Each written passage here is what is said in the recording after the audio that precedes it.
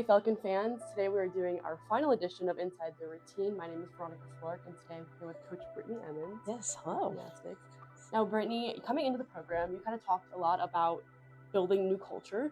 Yes. And now how have you kind of seen that take shape over the course of this season? That's something where it actually started last year at the end of the season. We sat down with the team and we're like, what do you guys want out of this? What do you all want to be able to leave that mark to say all right, this is how we're bringing in these freshmen, this is what we're going to do, and this is how we're going to start in the fall. So it started back then with being able to be like, all right, here are our goals, here's our standards, and let's start implementing it now. And so I truly believe that with this group of athletes, we really had the buy-in piece of being able to understand that A, we're here to do gymnastics. B, we're here to be great students as well too. And overall, we need to make sure that we respect ourselves, respect each other, and respect anybody that has a hand in being able to help this program. So being able to have that as that foundation piece to be able to set as that culture really made it a lot easier to be able to go in and say all right, you guys said you wanted to set these goals. Now we as coaches can help continue to hold you to those standards. And honestly, it's still a lot of work. It's still a lot of growth. It's still figuring people out. You are taking a blend of people to come together from all walks of life. But when you have that respect piece, that's where it makes it a little bit easier to have those differences and be able to have the conversation. So culture wise, it was just something to be proud to wear BGSU logo on our chest, on a leotard, on any gear, and be able to represent each every day. Because again, this is something that a lot of people don't get to be able to do. This is BGSU's opportunity that you are a part of. So let's go out and just have some fun and make the most of it, because the sport, we already trained for so long. So let's actually enjoy these parts and pieces of it all. So I really believe these athletes bought into that and held to that standard, and that's why we were so successful this year. Yeah, and from that first meet to now, where have you kind of seen the biggest shift in the teams? Like whether that's confidence, consistency, just like their mindset. Yeah, I would say it's been a lot of work to be able to have them understand that they are that good. When we trained in the fall, obviously, what I said a lot was people don't know what we do in these four walls here at Anderson. You get the opportunity to walk out and say, watch me, watch us.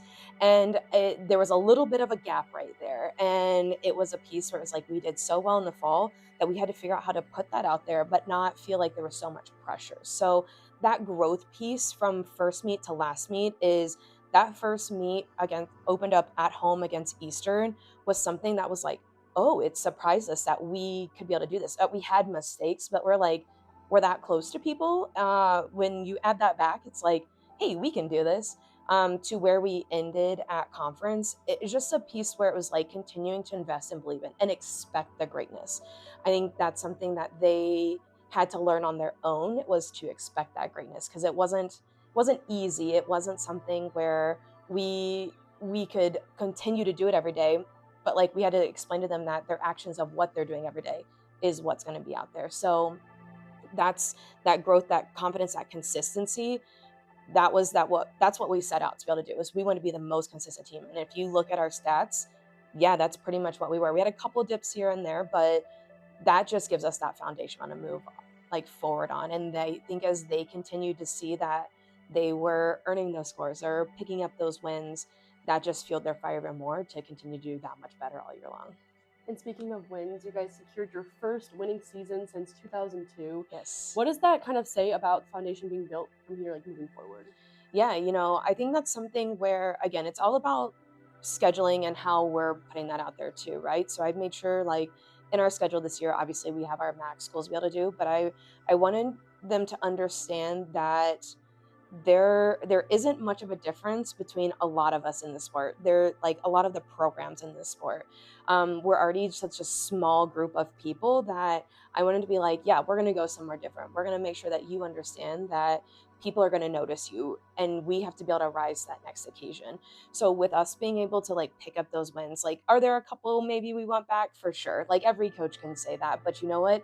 I think that's what fueled our fire even more. And to be able to have that first conference win in quite some time was another piece of it all. And be competitive with the teams that we did lose to. I think it's where we saw that piece. It wasn't a blow out of the water. And that's where I am so proud of the team for staying in it, because it could have been all easily lost. But we had those mind shifts and those turning points to be like, all right, let's go back to our foundation. Again, what are we doing every day in these four walls here at Anderson that we want to be able to show people out in a competition setting and recognize to expect that greatness, to be able to trust ourselves and trust us as coaches that we're putting the best people out there that we can each and every time.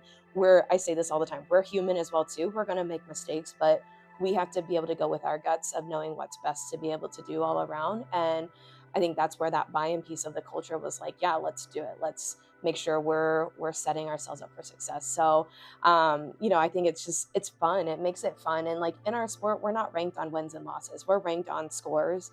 So to have the wins with the scores and the consistency, that was just huge for us this year.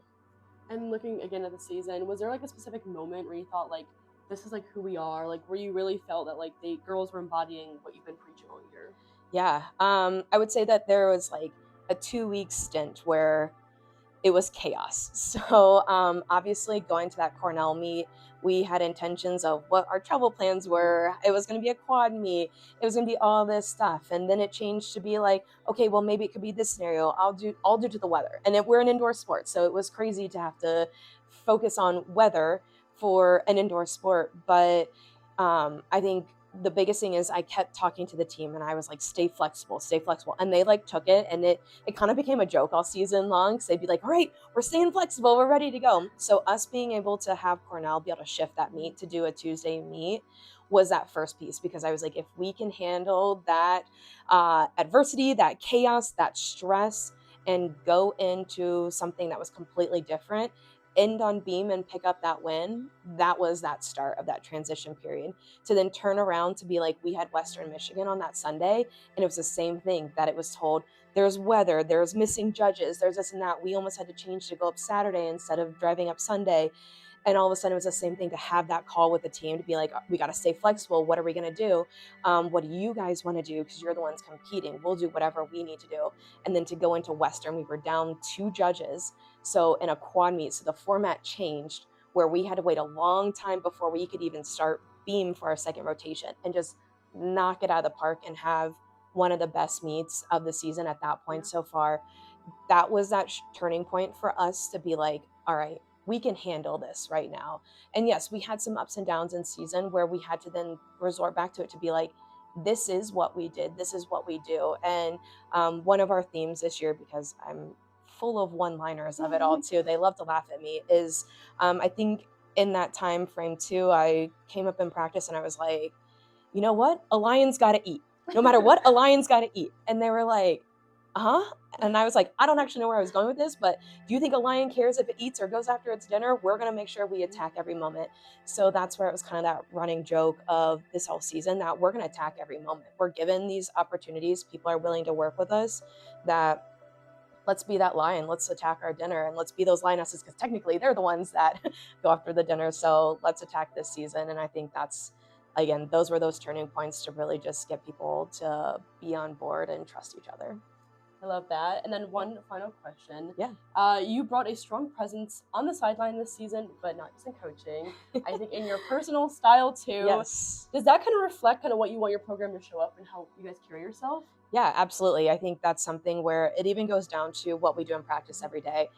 For the most part, there's a couple days where we kind of say like, hey, shorter practice, where would you want to? But I make sure that we look like we're a team. We're wearing matching tank tops. We're wearing matching leotards. That I want it to be that we carry ourselves at the highest piece of it all. So like being able to come in, I'm not someone that typically always dresses up, but I feel like, you know what, at this point in my life, let's go on and let's have some fun with it. So, my brother would be proud of it all, but I think it's something where it's just like fun. It's different for our sport. I think it's always the question I get from people is like, do you have to dress up? Do you have to wear heels? How do you walk on mats with them? How do you not? And I was like, my college coach, if you watched her, she was spotting us on bars and heels and stuff. I will not be doing that. I will take them off. But I think it's just a fun piece to be able to show the athletes that we're going to take this seriously as well too, and be able to be like, y'all get to be dressed up, we're going to be dressed up and carry ourselves. So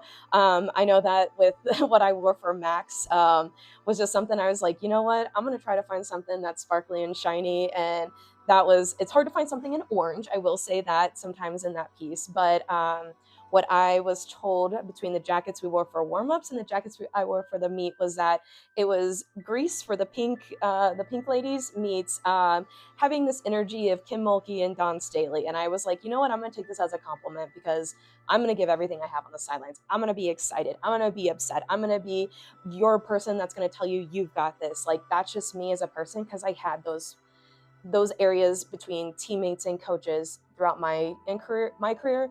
So it's like, I know that I want to make sure that each athlete has what they need, that I can go up to one person and be like, who are you? And they're going to be like, Maddie Cobra. I'm like, what are you going to do right now? And she's going to be like, I'm going to crush it. Or I'm going to go up to the one person and be like, deep breath in and out. But I'll be that person for them, and I will be your biggest cheerleading supporter, because I think that's what drives our sport. Is it's a performance, it's a show. And so I want, like I said, I think that's just me in general. Like, I just will do that. So it's fun to be able to have that piece and just kind of keep going with it. But now I feel like I've got to keep living up to this expectation of like figuring out some cool outfits. The softball coach, Michelle Gardner, is always like, I love your orange heels that you wear. So I was like, perfect, I'll make sure to keep wearing them. So yeah, like I said, it's a fun piece to the sport. And like I said, I don't want to wear a leotard anymore. I'm done with that. So I don't get the sparkles and glam. So I'll do it in that way to show our support to the program.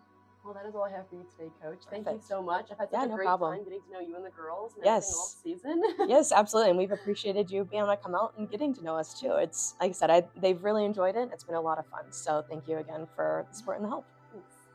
As always, for more information on BG Athletics, you can follow at BG_FMSN on Twitter. Thank you so much for watching.